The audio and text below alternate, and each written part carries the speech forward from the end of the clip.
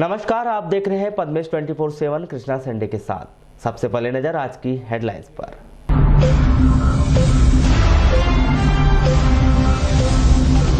गणेश विसर्जन के दौरान लांजी में पुलिस ने लोगों पर भांजी लाठी।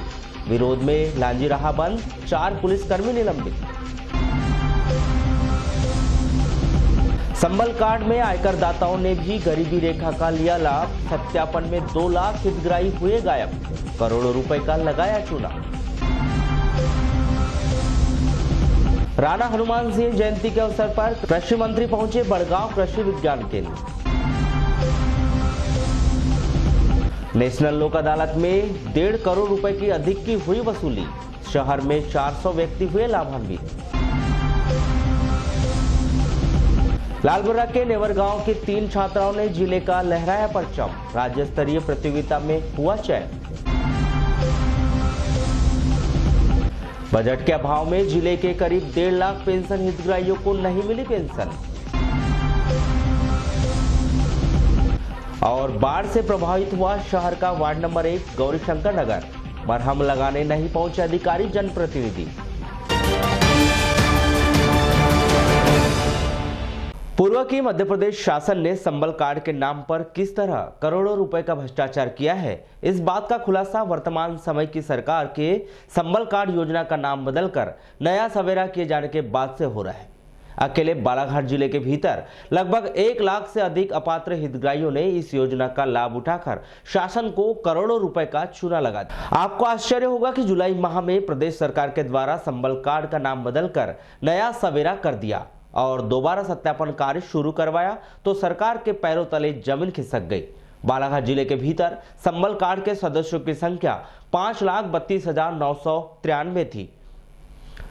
नया सवेरा योजना में सत्यापन के बाद यह संख्या महज 3 लाख रह गई है। यही नहीं, इस योजना में लाभ लेने वालों की फर्जीवाड़ों की संख्या भी कुछ कम नहीं है। या कहे कि मध्य प्रदेश शासन ने स्वयं ही चुनाव के पहले यह योजना बनाकर वोट बैंक की राजनीति की। वोट बैंक की राजनीति के चलते अपनी सरकार को चुना लगवाया। हालांकि वर्तमान मध्य प्रदेश सरकार अपात्र द्वारा लिए गए लाभ के बाद भी कोई कार्रवाई करने के मूड में दिखाई नहीं दे रही है। चलिए जानते हैं कि कैसे संबल कार्ड के नाम पर किन किन योजनाओं में कैसे कैसे भ्रष्टाचार हुआ है। संबल कार्ड बालाघाट जिले के भीतर 5,32,393 कार्ड है, जिसमें पुरुष कार्ड धारियों की संख्या 2,93,562, महिला कार्ड धारियों की संख्या 2,38,831, कुल परिवार की संख्या 2,75,317। किस योजना में कितनों को लाभ दिया गया, इसकी बात करें तो मुख्यमंत्री जन कल्याण योजना के कुल लाभार्थी 1,17,450, कुल खर्च 40 करोड़ 29 लाख। इसी तरह सरल बिजली योजना में पंजीकृत हितग्राहियों की संख्या 1,65,331, जिसके अंतर्गत बिजली का बिल 200 रुपए लिया जाना था, लेकिन नई सरकार बनते ही इस योजना को बहुत जल्दी बंद कर दिया गया। जन कल्याण स्वास्थ्य योजना में प्रसव पूर्व जांच पंजीकृत हितग्राहियों की संख्या 1,986 बांटी गई, राशि 55 लाख रुपया। संस्थागत प्रसव में 3,285, वितरण की गई राशि 3 करोड़ 49 लाख रुपया। मृत्यु उपरांत अंत्येष्टि सहायता राशि 3,239 लोगों को मृत्यु के बाद 1 करोड़ 6 लाख बांटा गया। जन कल्याण अनुग्रह सहायता योजना के अंतर्गत 1,477 हितग्राहियों को मृत्यु के उपरांत 29 करोड़ 40 लाख रुपया बांटा गया। इसी तरह अकेले बालाघाट जिले के भीतर लगभग 80 करोड़ रुपए पानी की तरफ बहा दिया गया। यह जांच किए बिना ही कि हितग्राही उचित लाभ ले रहा है या फिर फर्जी हितग्राही इस योजना में चूना लगा रहे हैं। हम यह बात इसलिए कह रहे हैं क्योंकि संबल कार्ड योजना का नाम बदलते ही नया सवेरा नाम किया गया। हितग्राहियों को सत्यापन के लिए नगर पालिका, नगर पंचायत, जनपद पंचायत कार्यालय बुलाया गया तो उसमें 25% हितग्राही सत्यापन के लिए आए ही नहीं। 15% अपात्र पाए गए, मतलब साफ के लगभग 40% हितग्राही अपात्र घोषित हो गए हैं। एक तरह से कहा जाए इनके पास फर्जी संबल कार्ड बना हुआ था। अब 40% हितग्राहियों ने योजना का लाभ लिया तो शासन को कितना चूना लगा दिया। अब 40% हितग्राहियों ने योजना का लाभ लिया होगा तो शासन को कितना चूना लगा दिया गया। यह सब कुछ जांच का विषय है। हालांकि प्रदेश की वर्तमान सरकार इस विषय पर ज्यादा माथापच्ची करने के मूड में दिखाई नहीं दे रही है। इसलिए तो महज संबल कार्ड का नाम बदलकर नया सवेरा कर दिया गया और अपात्र हितग्राहियों के नाम काटकर पात्र हितग्राहियों के नाम योजना में रख दिए गए। संबल योजना में हुए घोटाले से योजना का नाम बदलकर नया सवेरा किए जाने के विषय पर जिले के आला अधिकारियों से लेकर जनप्रतिनिधि भी चुप्पी साधे हुए हैं। जब पद्मेश न्यूज की टीम ने सभी से चर्चा करने की कोशिश की तो हर कोई खामोशी से इस सवाल से बचता हुआ दिखाई दिया। वैनगंगा नदी में आई बाढ़ का प्रभाव शहर के वार्ड नंबर 1 गौरीशंकर नगर में भी पड़ा। 1 दर्जन से अधिक मकान धराशायी हो गए। सड़क के हालात इतने बदतर है कि पूरा वार्ड कीचड़ में तब्दील हो गया। बावजूद इसके भी कि जनप्रतिनिधि तो दूर, प्रशासन का एक नुमाइंदा आज दिनांक तक वार्ड में नहीं पहुंचा है। गौरीशंकर नगर पहुंचने वाली सड़क के हालात बद से बदतर है कि यहां पर कोई पहुंच भी नहीं पाएगा। सामाजिक सरोकार को ध्यान में रखते हुए पद्मेश की टीम गौरीशंकर नगर पहुंची और वहां के हालात को देखा।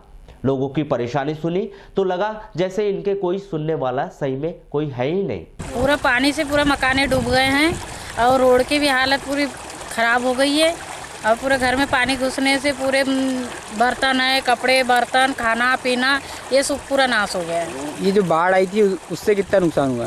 पूरा घर में पूरा ही नुकसान हो गया है। कितने मकान प्रभावित हुए इससे? हुए है 11 हुए इधर। गिरे हैं मकान? गिरे नहीं है, ये एक का मकान गिरा है शायद। बहुत कुछ करके गई है। काफ़ी पुस्तक वगैरह थे सब वो भी बह चुके हैं और 40-50 हज़ार के समथिंग बहा है।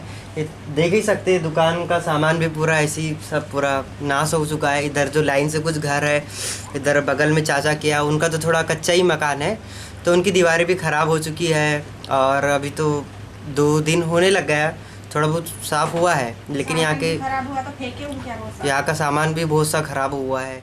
बाढ़ में गौरीशंकर नगर के हालात इतने अधिक खराब हो गए थे कि घरों में घुटने तक का पानी भर गया था, लेकिन इस ओर सच में प्रशासन ने ध्यान नहीं दिया।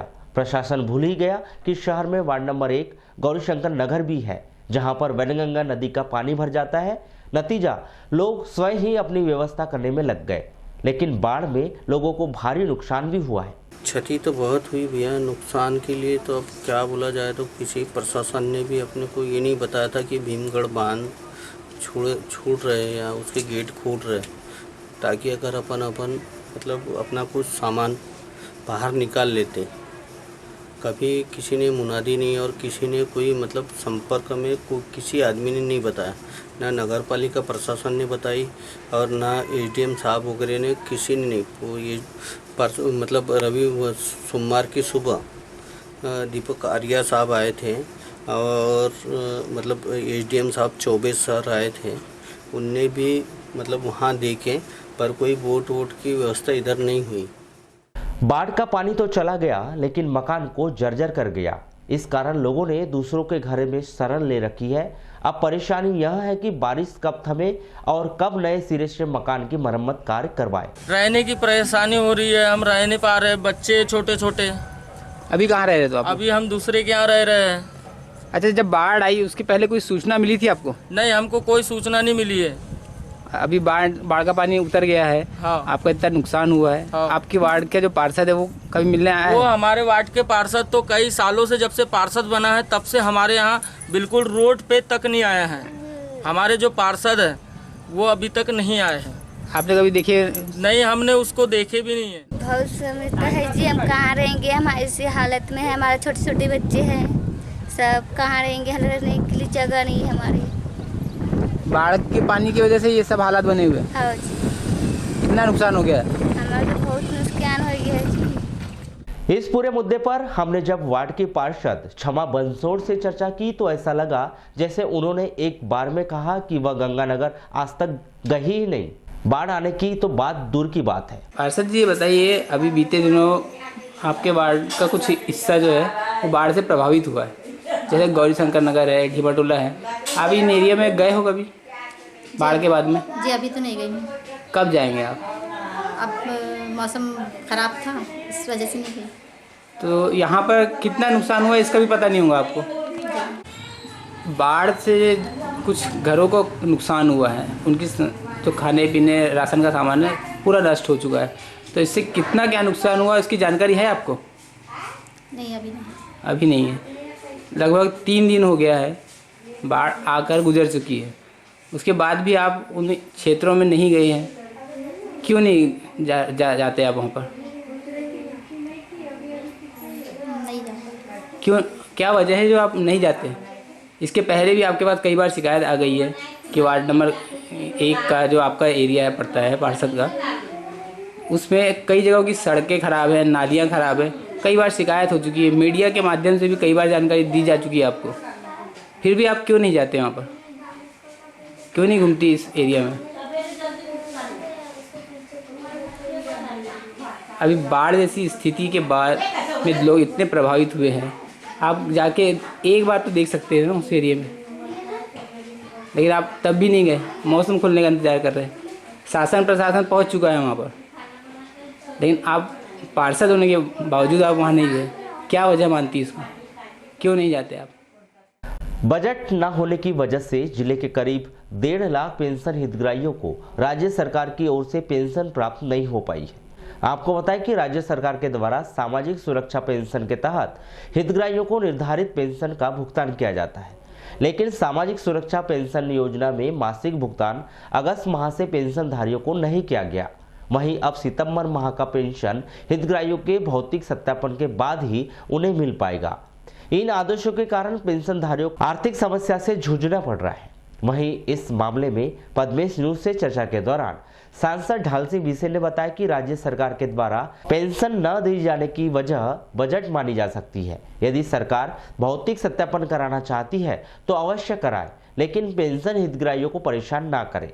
यदि वे पेंशन हितग्राहियों को 1-2 माह का पेंशन भौतिक सत्यापन के पूर्व दे दे तो सरकार पर कोई असर नहीं पड़ेगा। आपने ये विषय मेरे ध्यान में लाया है। यदि ये चूँकि पेंशन यदि भारत सरकार से आनी है, मैं भारत सरकार के अधिकारी से चर्चा करूँगा। ये यदि पेंशन मध्य प्रदेश की सरकार की तरफ से मिलना विशेष है या कोई प्रॉब्लम है तो संबंधित अधिकारी या हमारे जिले के अध्यक्ष कलेक्टर से भी चर्चा करेंगे। अब यदि ये विषय कल ध्यान में आ गया होता तो कल हमारी उसकी बैठक हुई थी, फिर भी यदि आपने ध्यान दिलाया है तो पूछूंगा कि आखिर इसके लेट आने का क्या है। उसमें जो ये भी हो सकता है कि अभी बजट जुलाई महीने में पास हुआ है, तो हो सकता है कि उसके कारण से देरी हुई। तो आपके माध्यम से कहना चाहूँगा कि यदि फर्जी हैं तो अभी उनको देना चालू रखें। जिस दिन आपको लगता है कि सत्यापित करने के बाद ये व्यक्ति ठीक नहीं है, आप बंद कर दीजिए, पर आप अभी से उनको सड़क पे मत लाइए, उनको भूखे मरने के लिए मत छोड़िए। मानवता अपनाइए। उसमें कितनी तनख्वाह, कितना पेंशन देते हैं आप? 200, 400, 600। तो इसके लिए उस गरीब को मत दर्शाइए, अभी दे दीजिए। इस बीच में आप सत्यापन का काम करते रहिए। 1-2 महीने दे भी देंगे तो कौन सा फर्क पड़ जाएगा। तो इसलिए आपके ही पत्र उसके माध्यम से कहना चाहूँगा मध्य प्रदेश की सरकार के मुखिया कमलनाथ जी को कि वो अभी पेंशन देना जारी रखें, सत्यापित करने के बाद बंद करें। 1-2 महीने की ज़्यादा पेंशन दे देंगे तो उनकी सरकार का कोई भट्टा नहीं बैठ जाएगा। 40 वर्षों से नगर के डाइट में स्थित प्राथमिक स्कूल जर्जर भवन में संचालित हो रहा है, जहां जान जोखिम में डालकर नौनिहाल शिक्षा प्राप्त कर रहे हैं। इस भवन को लेकर अभी तक प्रशासन के द्वारा कोई कारगर कदम नहीं उठाए गए हैं। वहीं डाइट स्कूल के आसपास चारों ओर गंदगी का आलम है। इसकी व्यवस्था को लेकर भी प्रशासनिक तौर पर सार्थक प्रयास नहीं किए गए। इस संदर्भ में शिक्षकों का क्या कहना है, आइए जानते हैं।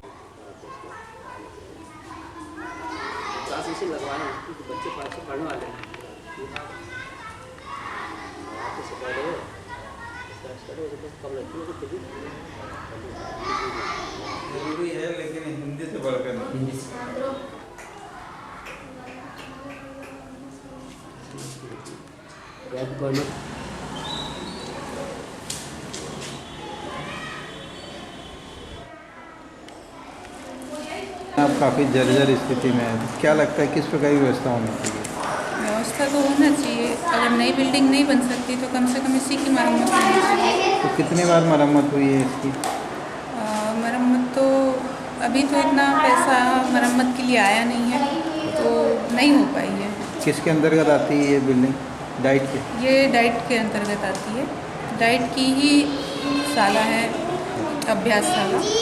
वहीं इस मामले में स्कूल के प्रभारी प्रधान पाठक श्री गुप्ता ने कहा कि स्कूल की बिल्डिंग काफी वर्ष पुरानी है, जिसे अब डिसमेंटल कर देना चाहिए, क्योंकि बिल्डिंग काफी जर्जर हो चुकी है। इस संदर्भ में डाइट प्रबंधन को जानकारी दे दी गई है और शीघ्र ही कोई न कोई कार्रवाई अवश्य होगी। नहीं, एक्चुअल क्या है, डाइट बिल्डिंग का मेंटेनेंस हमारा डाइट प्राचार्य के डाइट के अंतर्गत आता है। डाइट प्राचार्य इसका मेंटेन करते थे।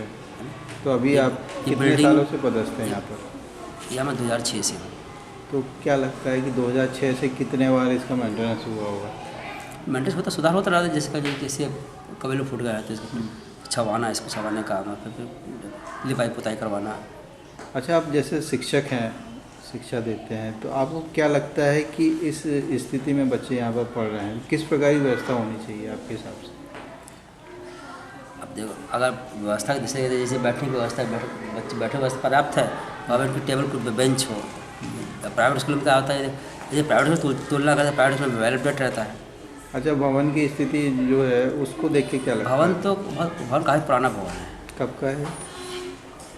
मेरे ख्याल से बिल्डिंग 54-55 की 54-55 करके, यानी काफ़ी जर्जर स्थिति हाँ, में अभी। ऐसी क्या है, वैसे इसको क्या डिस्मेंटल करके इसको तो, यानी आप मानते हैं कि डिसमेंटल की ज़रूरत है इस बिल्डिंग को?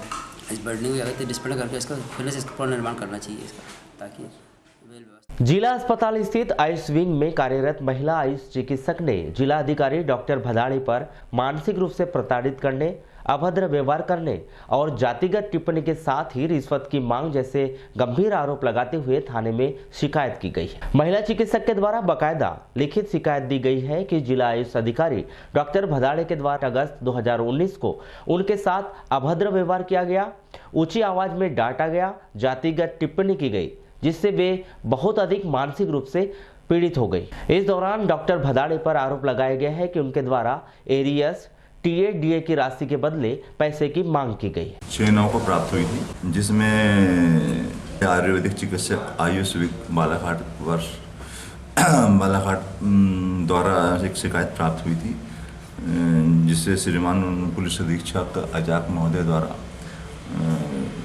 जांच के लिए उप निरीक्षक प्रीति पालेवार मैडम को दी गई है, जिनके द्वारा जांच की जा रही है और वही जांच में जो भी तथ्य सामने आएगा उसको वो बताया जाएगा। सर, विवरण क्या बताया जा रहा है, क्या कारण? विवरण है कि अभद्र व्यवहार किया गया, डॉक्टर भदाड़े द्वारा अभद्र व्यवहार की शिकायत की गई है।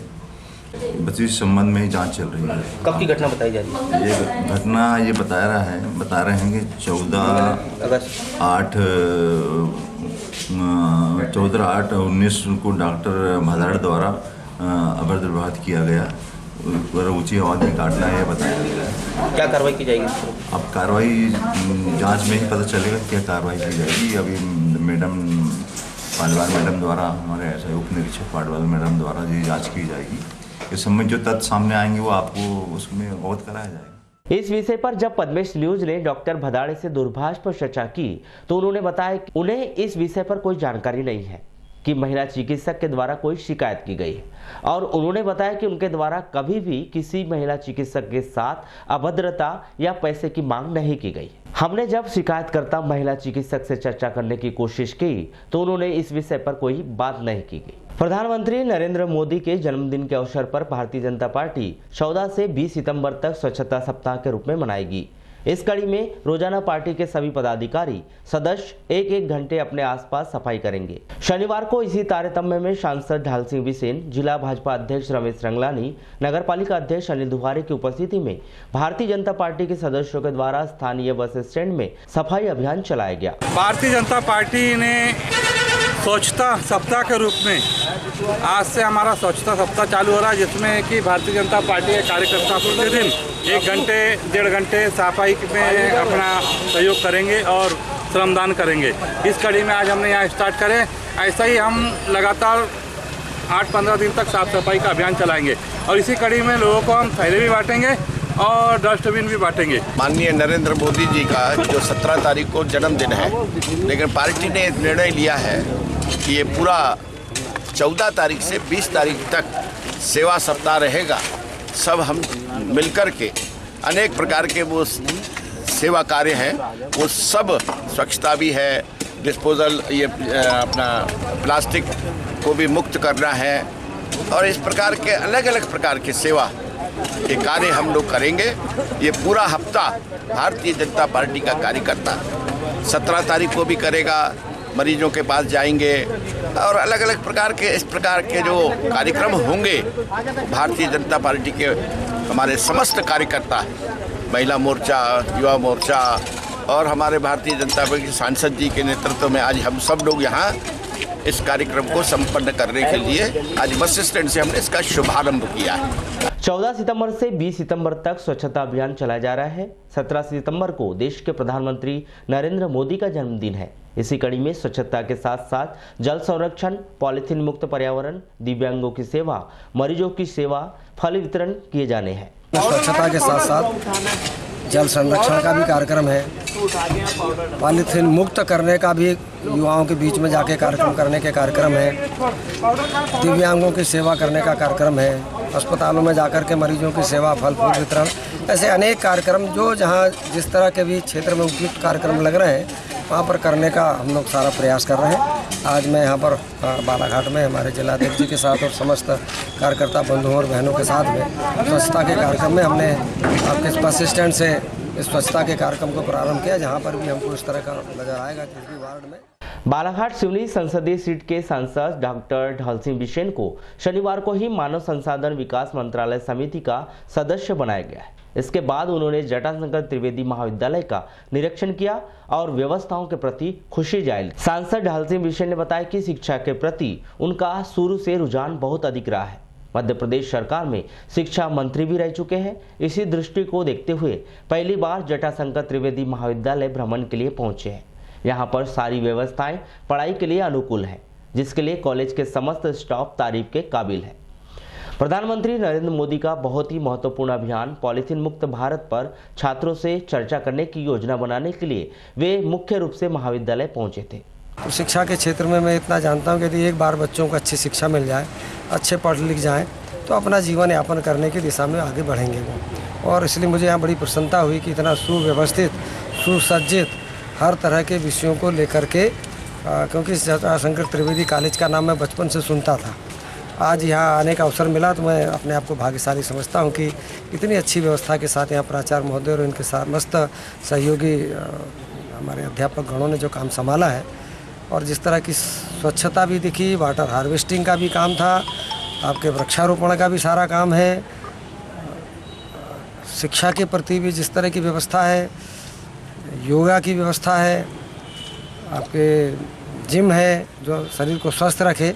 तो एक तरह से जो मोदी जी जिस कल्पना पे काम कर रहे हैं और जो हमारा मूल है उसी को फिर से याद दिला रहे मोदी जी। तो पर हम जो कर रहे हैं तो मुझे देख के बहुत अच्छा लगा, और इसलिए हमारे यहाँ के प्राचार्य महोदय सहित समस्त स्टाफ को अपनी ओर से बधाई देना चाहूँगा, शुभकामनाएं भी दूंगा। लांजी तहसील मुख्यालय में शुक्रवार की रात को गणेश विसर्जन के दौरान पुलिस और विसर्जन करने जा रहे गणेश मंडली के युवकों के बीच विवाद की स्थिति निर्मित हो गई। इस दौरान पीड़ितों ने आरोप लगाया कि पुलिस के द्वारा उन पर लाठियां चलाई गई। इस पूरे प्रकरण पर आरोपी पुलिसकर्मियों रेवाराम पटले, रविंद्र कुल्हाड़े, परमानंद भगत, प्रधान आरक्षक मानेश्वर पर एफआईआर दर्ज कर निलंबित कर दिया गया। अधिकारियों ने बताया कि आरोपी सभी पुलिसकर्मी शराब के नशे में बहुत अधिक धुत थे। शुक्रवार की रात को ही लोग सड़क पर उतर गए। पूरी रात लोग पुलिस के खिलाफ विरोध प्रदर्शन करते रहे और रात को ही यह तय कर लिया गया कि पुलिस कर्मियों पर कार्रवाई नहीं होने तक लांजी पूरी तरह से बंद रहेगा। शनिवार को इस पूरे मामले में लांजी पूरी तरह से बंद रहा। लोगों ने विरोध प्रदर्शन किया और टायर जलाकर चक्का जाम किया। इस दौरान बेहद तनाव की स्थिति निर्मित हो गई, जिससे देखते हुए उप पुलिस महानिरीक्षक बालाघाट रेंज रविशंकर डहरिया स्वयं लांजी पहुंचे और इस मामले की पूरी जानकारी ली और आरोपी 4 पुलिस कर्मियों को निलंबित कर दिया। पीड़ितों ने बताया कि रात्रि के दौरान वे राम मंदिर चौक से गणेशी तालाब की ओर गणेश विसर्जन करने के लिए जा रहे थे। इसी दौरान लांजी चौक में कुछ पुलिस कर्मियों ने उन्हें कहा कि रात के 10 बज चुके हैं, डीजे बंद करवा दीजिए, जिस पर डीजे बंद करवा दिया गया। लेकिन इस बीच पुलिस कर्मियों ने डीजे की गाड़ी को थाने के अंदर ले गए और अचानक उपस्थित लोगों पर लाठीचार्ज कर दिया, जिसमें युवा, महिलाएं और बच्चे सभी चोटिल हो गए। घटना ये हुई कि हम शांतिपूर्वक से हर साल की तरह इस साल भी डीजे के साथ में गणेश विसर्जन करने जा रहे थे राम मंदिर चौक से गणेश तालाब की ओर। तो चांदनी चौक में आए, चांदनी चौक से बाद अपन आगे बढ़े। चांदनी चौक में लगभग पुलिस वाले आए, 2-4 लोग बोले 10 बजे करीब बोले कि डीजे आप बंद कर दीजिए। डीजे उनने जैसे बोले अपन ने बंद कर दिया। लेकिन आगे जैसे बढ़े यहाँ पे तो अचानक से गाड़ी हमारी अंदर और थाने के अंदर डाले डीजे की, और उसके बाद हमको सीधा लाठी चार्ज कर दी अचानक से बिना कोई कारण। और पूरे पुलिस वाले नशे में थे, जितने भी थे लगभग नशे में लग रहे थे। और कितने पुलिस वाले गाली दे रहे थे। और महिलाओं को मेरे ये लड़की जो है उसको चोट आई है पैर में, इसको लाठी। क्या नाम है लड़की का? लड़की का माही बड़े। और किस किस को चोट आई है? और ये जो पूरी महिलाएं हैं, पूरे महिलाओं को भागना पड़ा भगदड़ में। हमारे बच्चे भी कुछ इधर उधर हो गए, जो बच्चा था 1-2 घंटे बाद मिला। इस पूरे प्रकरण की जांच के लिए लांजी पहुंचे उप पुलिस महानिरीक्षक बालाघाट रेंज रविशंकर डेहरिया बताते हैं कि पुलिस के द्वारा लाठीचार्ज नहीं किया गया। हालांकि आरोपी पुलिसकर्मी के विरुद्ध FIR दर्ज कर निलंबित किया गया है। सभी पुलिसकर्मी शराब के नशे में पाए गए। नहीं, लाठीचार्ज नहीं हुआ है, तो कुछ उनने जो है दुर्व्यवहार किया वहाँ के नवयुवक गणेश उत्सव समिति के श्रद्धालुओं के साथ में, और उसमें जो है कुछ बच्ची और कुछ महिलाओं को चोटें आई है, और उस पर उनके खिलाफ अपराध पंजीबद्ध किया है 294-323-34 का। सर कौन कौन लोग थे जिनके ऊपर अपराध पंजीबद्ध? ये है देवाराम पटले हैं, नवीन कुनारे हैं, सत्य सिंह हेमंत और परमानंद, 4 लोगों के खिलाफ जो उनको जब मेडिकल भी कराया तो ये शराब के नशे में पाए गए हैं, तो उनको तत्काल प्रभाव से निलंबित किया गया है। उनके खिलाफ अपराध पंजीबद्ध किया। जैसे प्रदर्शनकारियों ने बहुत बार प्रदर्शन किया है, तो अभी क्या स्थिति है? नहीं, अब तो शांत है, वो कार्रवाई हो गई, पुलिस की कार्रवाई संतुष्ट है। ये बड़ा दुर्भाग्य है कि हमारे कर्मचारी ने जो है ऐसे मौके पर शराब के नशे में जो वारदात की है, तो सख्त कार्रवाई। इस विषय पर कोई दिशा निर्देश जारी किए? दिशा निर्देश क्या, अभी तक सबसे पहले तो वो गणेश विसर्जन रुका हुआ वो पूरा करवाएंगे, और हम कोशिश करेंगे भविष्य में इस तरह कोई। कार्यपालक अध्यक्ष राष्ट्रीय विधिक सेवा प्राधिकरण नई दिल्ली एवं कार्यपालक अध्यक्ष मध्य प्रदेश राज्य विधिक सेवा प्राधिकरण जबलपुर के निर्देश के अनुसार 14 सितंबर को जिला न्यायालय परिसर में नेशनल लोक अदालत का आयोजन जिला एवं सत्र न्यायाधीश राजेंद्र प्रसाद गुप्त के उपस्थिति में प्रारंभ हुआ। जिले में सत्र न्यायाधीश राजेंद्र प्रसाद गुप्त ने बताया कि नेशनल लोक अदालत में 397 प्रकरणों का निराकरण हुआ, जिसमें 27,42,431 रुपए शासन को वसूली के रूप में प्राप्त हुई। इसके साथ ही न्यायालय में लंबित प्रकरणों में मोटरसाइकिल दावा के 23 प्रकरणों में 65,28,000 के अवार्ड पारित किए गए। 44 दंडी का प्रकरण, वैवाहिक 7 प्रकरण, चेक बाउंस के 34 प्रकरण, जिसमें राशि 37,04,315 रुपए, व्यवहारवाद 11, विद्युत प्रकरण 14 और अन्य 12 प्रकरणों के निराकरण आपसी राजीनामे के आधार पर किए गए। इस प्रकार कुल 145 प्रकरणों का निराकरण, इसमें समझौता राशि 1,42,07,367 रुपए के अवार्ड पारित हुए, जिसके माध्यम से 342 व्यक्ति लाभान्वित हुए। प्री लिटिगेशन के 1,868 केस रखे गए थे, जिसमें 397 केस डिसाइड हुए। इससे 406 लोग बेनिफिटेड हुए, और कुल अवार्ड रहा है इसका 2,27,42,431 रुपया। और विभिन्न केस 1432 संख्या में रखे गए, जिसमें से 145 डिस्पोजल हुए, जिसकी अवार्ड राशि 14,20,000 नहीं 1,42,07,367 रुपये रहा। 142 लोग इससे 382 लोग बेनिफिटेड हुए। नेशनल लोक अदालत के दौरान नगर पालिका ने जल करके 142 प्रकरणों में 13 पदों का निराकरण हुआ, जिसमें 74,500 रुपया वसूली की गई। वहीं संपत्ति करके 141 प्रकरणों में 16 लाख की वसूली की गई।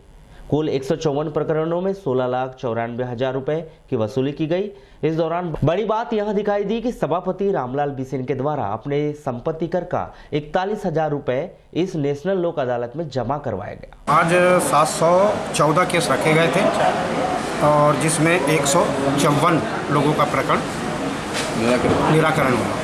संपत्ति कर में कितना? संपत्ति कर में 16 लाख और जल कर में 1 लाख रुपए कर आया है। सर ये देखा जा रहा है कि संपत्ति कर में काफ़ी ज़्यादा अमाउंट था और 16 लाख के लगभग आया है। नहीं, प्रकरण क्या हुआ, 154 ही लोग आ पाए। ऐसी स्थिति में अभी चालू है, इसका पूरा लेखा जोखा आपको सोमवार के दिन पूरा लेखा जोखा चला है। सर संपत्ति कर का कितना डिमांड राशि थी अपने यहाँ पे? संपत्ति कर का 65 लाख रुपये, जिसमें 17 लाख रुपये। और सर जैसे जलकर का जो डिमांड राशि कितनी थी? जलकर की 12.5 लाख की 12.5 लाख की डिमांड थी, जिसमें 1 लाख संपत्ति। सर देखा जा रहा है कि बहुत लोगों ने नहीं पटाया है, इसके बाद अब क्या कार्रवाई की जाएगी उन पर? इसके बाद इनके घर पे नोटिस भेजी जाएगी और नल कनेक्शन काटा जाएगा, और जो व्यक्ति अगर नहीं पटा पाए तो हमारा ये भी देखा गया है कि आपके भी मकान का जो संपत्ति कर था वो भी बकाया था। जी हाँ, मेरे को ऐसा लगा कि राज्य सभा का सभापति होने के नाते मैंने अपने परिवार में, हमारे यहाँ 5 काका भाई वगैरह हैं, सब सामूहिक था। ऐसी स्थिति में हमने पूर्व को लोगों को इकट्ठा करा और सबसे पहले मैंने सोचा कि संपत्ति कर देना बहुत ज़रूरी, इसलिए आज पूरे परिवार ने आके हमारे यहाँ संपत्ति कर जमा किया। कितना बकाया था आपका? हमारे यहाँ 41,000 रुपये बकाया था, जिसमें पूरे 41,000 रुपये आज जमा किए गए। रामपानी पुलिस ने कटंगटोला और रेंगाझरी के बीच मृत्युंजय घाट से एक व्यक्ति का शव बरामद किया है। जानकारी के अनुसार मृतक हौशीलाल पिता दशाराम बिशेन 55 वर्ष कटंगटोला निवासी है, जो 13 सितंबर को सुबह 8 बजे मवेशी चराने गया हुआ था, किंतु रात तक उसके नहीं लौटने से परिजनों ने खोजबीन की और रामपाली थाने में रिपोर्ट दर्ज कराई। पुलिस के द्वारा नदी में एक व्यक्ति का शव देखा गया, जिसकी पहचान हौशीलाल के रूप में की गई, जिसका पोस्टमार्टम कर आवश्यक कार्रवाई पूर्ण करवाई गई। दानवीर राणा हनुमान सिंह जी की जयंती के अवसर पर कृषि विभाग एवं कृषि विज्ञान केंद्र बड़गांव के संयुक्त तत्वाधान में 14 सितंबर को किरणापुर में विशाल किसान सम्मेलन एवं कृषि प्रदर्शनी का आयोजन किया गया था। कार्यक्रम में मुख्य अतिथि कृषि मंत्री श्री यादव ने किसानों को संबोधित करते हुए कहा कि राणा हनुमान सिंह के द्वारा बालाघाट जिले में कृषि के विकास के लिए अपनी बहुमूल्य जमीन दान में दी गई। उनका यह दान एक महान कार्य है और उसे हमेशा याद किया जाएगा। मंत्री श्री यादव ने कहा कि मध्य प्रदेश में 15 सालों के बाद मुख्यमंत्री श्री कमलनाथ के नेतृत्व में कांग्रेस पार्टी की सरकार बनी है और इसे बनाने में प्रदेश के किसानों का बहुत बड़ा योगदान है। मुख्यमंत्री कमलनाथ के नेतृत्व वाली सरकार किसानों की महत्ता को अच्छी तरह से समझती है। कांग्रेस पार्टी ने अपने वचन पत्र में किसानों एवं जनता से जो वादे किए हैं उन्हें हर हाल में पूरा किया जाएगा। माफ करने का काम किया, 50,000 रुपए तक का चालू खातेदारों का ऋण माफ करने का काम हमारी सरकार ने आदरणीय साथियों इस प्रथम चरण में करने का काम किया। हमारे ऋण माफी की योजना के कारण वो तमाम किसान भी जिनके लिए बैंकों के दरवाजे बंद हो गए, वो तमाम किसान साथी जो अपनी खेती किसानी के लिए, अपनी खेती किसानी की आवश्यकता के लिए दूसरी तरफ जो है दूसरे दरवाजों की तरफ उनको जाना पड़ता था, और ये वही किसान साथी थे आदरणीय साथियों जो कर्ज के चक्र में फंसते थे, और ये वही किसान साथी थे जब ये कर्ज के दलदल में फंसते थे तो इनको आत्महत्या करने पर मजबूर होना पड़ता था। नगर के इतिहास एवं पुरातत्व संग्रहालय में आज हिंदी दिवस समारोह का आयोजन किया गया, जिसमें प्रमुख अतिथि के तौर पर सांसद ढालसिंह बिसेन, भाजपा जिला अध्यक्ष रमेश रंगलानी सहित तमाम पदाधिकारी मौजूद रहे। इस कार्यक्रम के दौरान सांसद श्री बिसेन ने अपना जिला अपनी विरासत छायाचित्रों का लोकार्पण किया। वहीं संग्रहालय के अध्यक्ष डॉक्टर वीरेंद्र सिंह गहरवार के द्वारा उन्हें संग्रहालय से जुड़ी हुई समस्या से अवगत कराया। पद्मेश न्यूज से चर्चा के दौरान सांसद बिसेन ने कहा कि हिंदी दिवस के अवसर पर यह कार्यक्रम आयोजित किया गया था।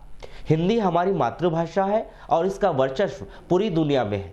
उन्होंने कहा कि पुरातत्व संग्रहालय से जुड़ी समस्याओं के निराकरण के सार्थक प्रयास किए जाएंगे। देखिए, आज का यह जो कार्यक्रम था संग्रहालय को भेंट के साथ साथ आज हिंदी दिवस थे, तो हिंदी दिवस के उपलक्ष्य में अपने छोटा सा संक्षिप्त कार्यक्रम रखा था। बरसात होने के कारण से इस कार्यक्रम की भव्यता नहीं दी जा सकी, अन्यथा हिंदी दिवस के रूप में हर एक को लोगों को लगना चाहिए कि हिंदी दिवस आखिर हम क्यों मनाते हैं, क्यों मनाना चाहिए। हम मूलतः हिंदी भाषी लोग हैं और हम ही हिंदी के प्रति ज़्यादा उदासीन रहते हैं। तो तो आज के समय में हमारी राजभाषा है। जब से देश आज़ाद हुआ, आज़ादी के बाद से हिंदी भाषा ही हमारी राजभाषा है और इस राजभाषा को लेकर के हर बार 14 सितंबर को हिंदी दिवस सारे देश में मनाया जाता है। परंतु जिस उत्साह के साथ और जैसे रूप में मनाया जाना चाहिए, कहीं ना कहीं हमारी भी गलती है कि हमको उस रूप में नहीं मनाते हैं। और आज की तारीख में लोगों को ऐसा लगता है कि अंग्रेजी भाषा ठीक है संपर्क के लिए, अन्य क्षेत्रों के लिए, अन्य देशों के लिए संपर्क की भाषा या अन्य विषयों की पढ़ने के लिए अंग्रेजी ठीक है, पर हमारी मातृभाषा का भी सम्मान बना रहना चाहिए।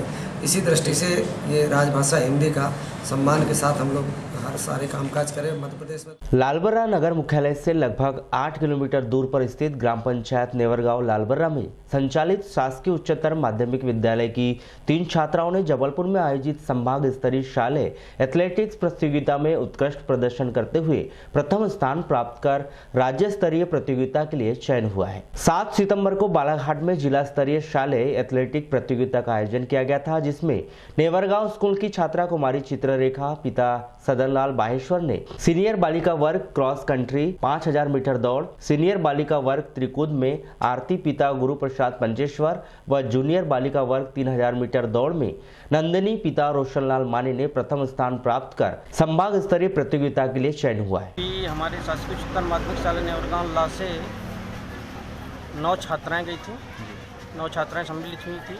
उसमें यानी 3 छात्राओं का विभिन्न खेलों के लिए 28 से 2 के बीच में भोपाल के लिए राज्य स्तर के लिए चयनित हुआ है। तो सर ये संभाग स्तरीय प्रतियोगिता कहाँ पे? संभाग स्तरीय प्रतियोगिता जबलपुर में संपन्न हुई है। तो सर मतलब किस खेल में बच्चों ने? अभी हमारे यहाँ जो बच्ची राज्य स्तर खेलने जा रहे हैं उसमें एक जूनियर वर्ग की छात्रा है नंदिनी, वो 3000 मीटर की दौड़ में जा रही हैं। दूसरी सीनियर वर्ग की एक छात्रा चित्ररेखा है, वो क्रॉस कंट्री दौड़ में जा रही हैं। और एक आरती है, वह त्रिकुद छात्र प्रतियोगिता में जा रही है। जबलपुर में 11 व 12 सितंबर को आयोजित संभाग स्तरीय प्रतियोगिता में तीनों छात्राओं ने उत्कृष्ट प्रदर्शन करते हुए प्रथम स्थान प्राप्त किया, जिनका राज्य स्तरीय प्रतियोगिता के लिए चयन हुआ है। जिसके बाद तीनों छात्राएं भोपाल में आगामी 28 सितंबर से 2 अक्टूबर तक आयोजित राज्य स्तरीय प्रतियोगिता में शामिल होंगे। कर रहे हैं और ये बच्चों के तो हम बोर्ड में नाम लिखवा देते हैं। 10वीं में फर्स्ट क्लास आने वाले, 12वीं में फर्स्ट क्लास आने वाले और राज्य स्तर में खेल में जाने वाले बच्चों को, और इनको 15 अगस्त में भी प्रोत्साहन देते हैं। और हमारे यहाँ पीटीआई तो नहीं है, फिर भी हमारे जीडी मालाधारी जी हैं उत्सवी शिक्षक, इनका विशेष सहयोग रहता है उन्हीं के मार्गदर्शन में। और हल्का वारासुनी के वार्ड नंबर 13 स्थित कबीर कुटी मौला पानी टंकी के पास सार्वजनिक गणेश उत्सव समिति के द्वारा भगवान श्री गणेश की मूर्ति स्थापना कर 10 दिवसीय पर्व भक्ति भाव के साथ मनाया गया। 14 सितंबर को दोपहर में प्रतिमा स्थल से डीजे की धुन पर भव्य शोभा यात्रा निकाली गई। यहां शोभा यात्रा नगर के विभिन्न चौक चौराहों का भ्रमण करते हुए वार्ड नंबर 14 की बड़ी नहर पहुंची, जहां पूजा अर्चना कर प्रतिमा का विसर्जन किया गया। चर्चा में समिति अध्यक्ष रोहित खंडाते ने बताया कि प्रति वर्ष के अनुसार इस वर्ष भी गणेश जी की प्रतिमा हनुमान मंदिर में स्थापित कर गणेश उत्सव पर्व धार्मिक आस्थाओं के साथ मनाया गया। इस दौरान विभिन्न प्रकार के सांस्कृतिक व धार्मिक कार्यक्रमों का आयोजन किया गया।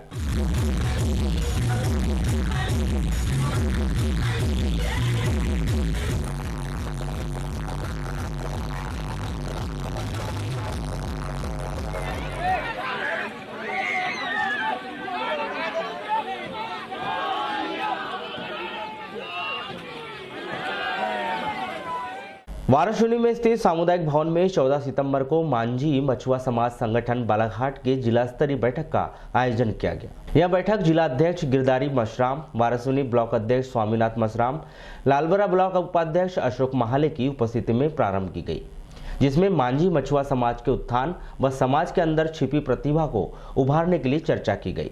साथ ही समाज में आपसी विवादों का निराकरण कर शासन स्तर से समाज को आरक्षण दिलवाने के लिए आगामी समय में किए जाने वाले आंदोलन को लेकर विस्तार पूर्वक चर्चा की गई। इस अवसर पर खैलांजी, कटंगी, वाराणसी, लालबर्रा सहित अन्य ब्लॉकों के मांझी मछुआ समाज संगठन के पदाधिकारी, सदस्य एवं स्वजातीय बंधु मौजूद रहे। आज यहाँ मांझी मछुआ समाज संगठन की मासिक बैठक रखी गई है और साथ ही साथ हमारे समाज में कुछ कुरीतियाँ हैं कोई लड़का लड़की को छोड़ देता है, शादी के बाद छोड़ देता है, लड़की लड़का को छोड़ के चले जाती है।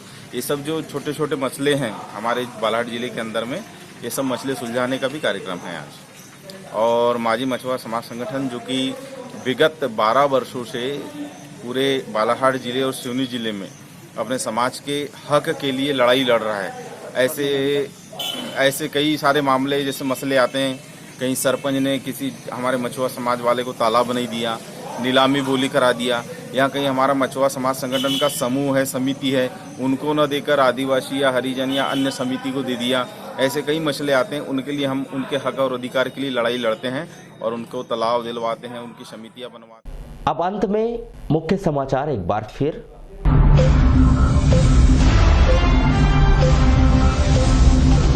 गणेश विसर्जन के दौरान लांजी में पुलिस ने लोगों पर भांजी लाठी, विरोध में लांजी रहा बंद, 4 पुलिसकर्मी निलंबित। संबल कार्ड में आयकर दाताओं ने भी गरीबी रेखा का लिया लाभ, सत्यापन में 2 लाख हितग्राही हुए गायब, करोड़ों रुपए का लगाया चूना। राणा हनुमान सिंह जयंती के अवसर पर कृषि मंत्री पहुंचे बड़गांव कृषि विज्ञान केंद्र। नेशनल लोक अदालत में 1.5 करोड़ रुपए की अधिक की हुई वसूली, शहर में 400 व्यक्ति हुए लाभान्वित। लालबर्गा के नेवर गांव की 3 छात्राओं ने जिले का लहराया परचम, राज्य स्तरीय प्रतियोगिता में हुआ चयन। बजट के अभाव में जिले के करीब 1.5 लाख पेंशन हितग्राहियों को नहीं मिली पेंशन। और बाढ़ से प्रभावित हुआ शहर का वार्ड नंबर 1 गौरीशंकर नगर, मरहम लगाने नहीं पहुंचे अधिकारी जनप्रतिनिधि। तो ये थे पद्मेश 24 में आज तक के समाचार। कुछ नए समाचारों के साथ आपसे फिर होगी मुलाकात, तब तक के लिए दीजिए इजाजत, नमस्कार।